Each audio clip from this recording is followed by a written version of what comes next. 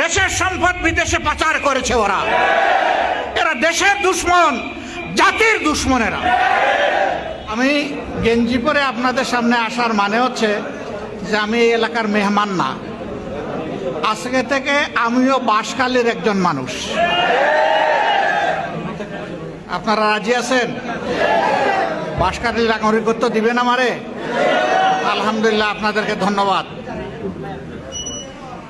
আসলে এটা আমাদের দুঃখ। দেশ স্বাধীনের আজকে হয়ে গেছে 50 বছরের ঊর্ধ্বে, 55 বছর।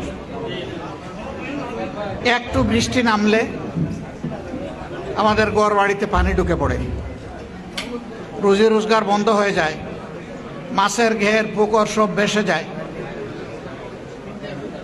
আমাদের গরু ছাগল পশু এগুলা নষ্ট হয়, ক্ষেতের ফসল নষ্ট হয়। এক একটা বন্যা মানে বাংলাদেশের এক একটা দুঃখ।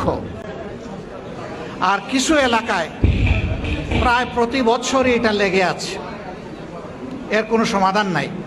কেন থাকবে না? সমস্যা যেখানে, সমাধানও আছে সেখানে। যদি সত্যিকার অর্থে দায়িত্বশীল দেশপ্রেমিক কোনো সরকার দেশ চালায়, তাহলে কোনো সমস্যাই দীর্ঘস্থায়ী হওয়ার কথা নয়। কিন্তু আমাদের তো বছরের পর বছর লেগেই আছে। তার মানে কি? তার মানে হলো যারা দেশ পরিচালনায় গিয়েছিলেন তারা জনগণের কথা চিন্তা না করে নিজেদের কথা চিন্তা করেছেন।